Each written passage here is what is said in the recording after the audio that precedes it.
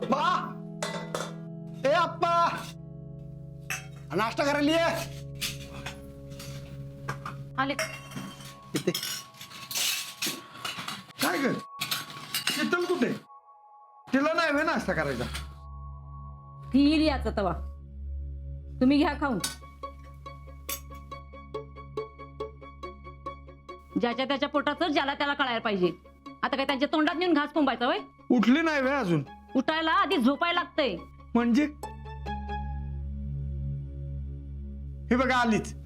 ये बस बा, तिला दे पोहे.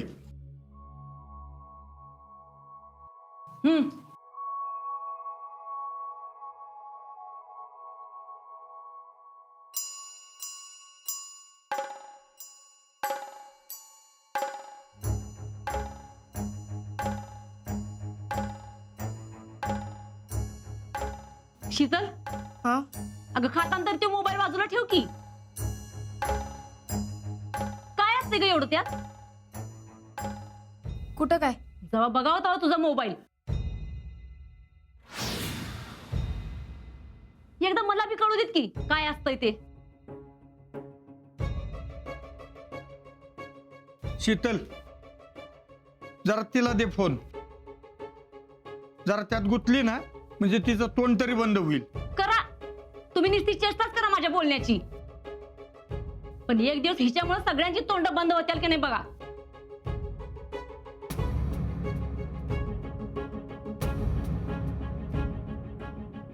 उषा, उगाच कुठला बी विषय कुठं बी निघू नकोस. तुम्ही तर गप्पच बसा. सगळं तुमचं लाड आहेत. आज दुसऱ्याच्या भानगडी निस्तरताय. उद्या आपल्या निस्तरायला लागल्या म्हणजे कळल. आपण काय बोलतोय याचा विचार करावा. जरा डोकं शांत ठेवावं. उगाच दुसऱ्याच्या पोरीशी आपल्या पोरीची तुलना करू नकोस. बरोबर आहे नानांचं. तुम्ही तर बोलूच नका. तुम्ही मोबाईल घेऊन दिलाय ना म्हणूनच झालंय सगळं हे. वहिनी, आजकाल सगळेच वापरतात मोबाईल.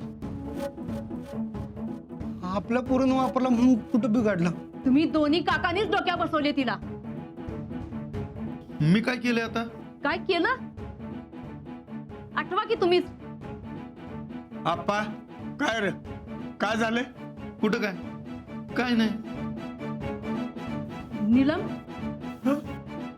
तूच सांग.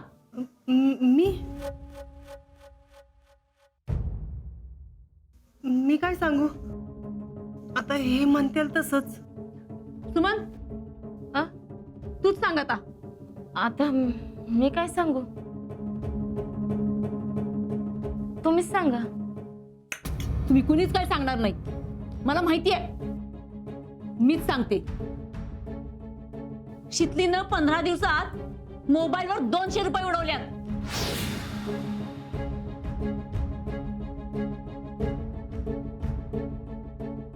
शीतल, खरंय का हे?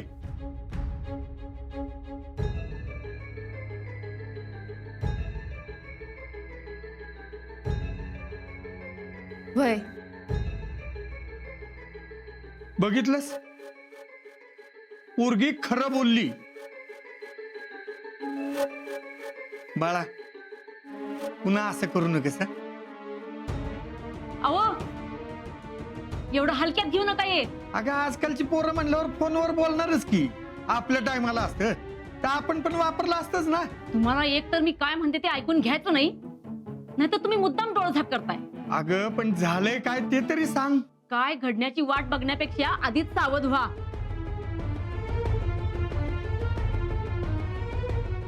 उषा, काय ते उघड उघड बोल. बोलणाऱ्याच तोंड दिसतंय. पण मला काय शीतलीची लक्षणं ठीक दिसत नाहीत.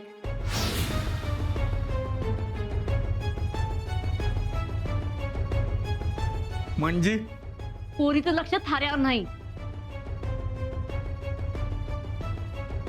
ह्या बोलून दाखवायच्या गोष्टी नाहीत. पण उद्या जर कुणाबरोबर पळून गेली ना म्हणजे मग कळल. उषा, उगाच तोंडाला येईल ते बोल नकस. माझ्या पोरीवर पूर्ण विश्वास आहे. ते असं कधीच वागणार नाही. असं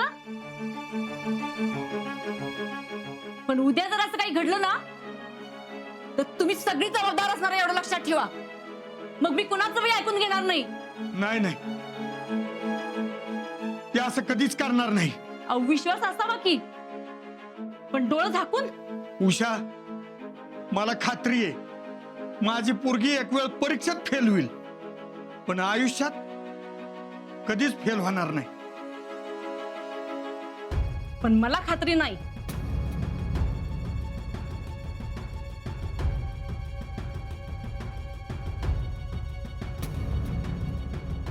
अगं त्याला ती किंवा मी काय करणार?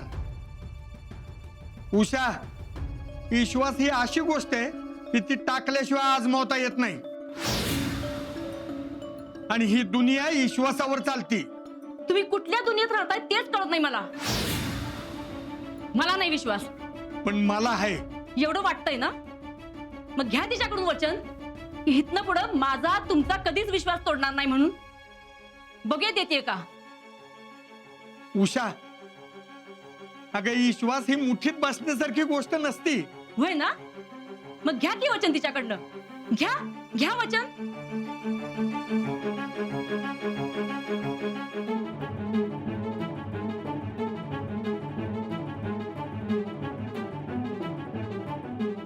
शीतल,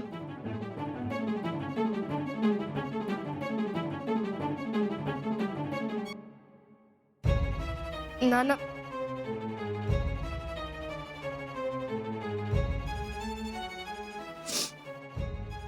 तुमचा विश्वास मी कधीच नाही तोडणार.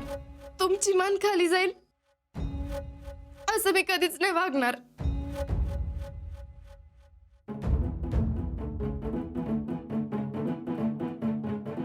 बघितलंस, हे माझे संस्कार आहेत.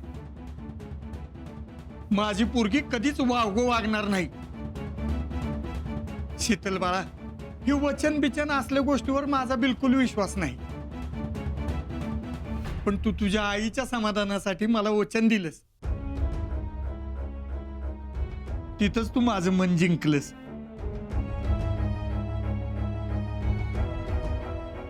बघूया की दिलेल्या वचनाला जागतीये का परत मोबाईल घेऊन बसते ते.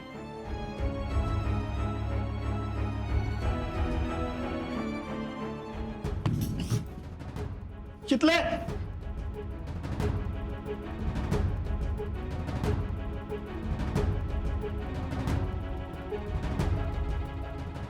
शीतल,